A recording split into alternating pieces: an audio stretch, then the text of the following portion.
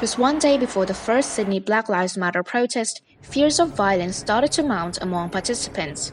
A member of the group, Mona Ryan, posted on the Facebook events page, "I am no longer part of this event," pointing out to the threat of violence coming from the new organizer, the Australian Communist Party. Janice Selim also announced she had pulled out of the event as several committee members didn't have the right intentions.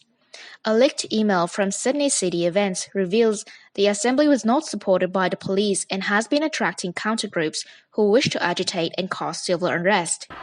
But despite risks of violence, 300 people still showed up at Sydney Tuesday protests in a peaceful manner. They wore masks and shouted slogans when the police were watching. Organizer James Supple was happy that the event could go ahead.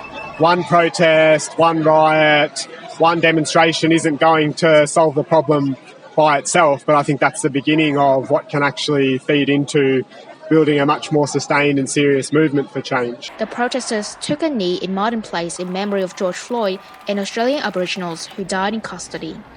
But organizer Grace Bowskill thinks that the protest could be more effective if it turns violent. I think protesters actually have the right to be violent when the state oppresses them violently. Solicitor Michelle Nguyen said the right to protest is a fundamental right in Australian democracy, but violence is not acceptable.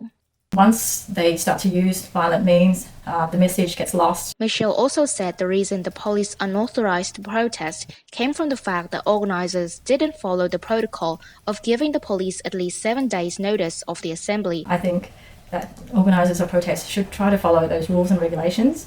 If they're serious about their cause and their message, then they should as much as possible follow the laws that are set out.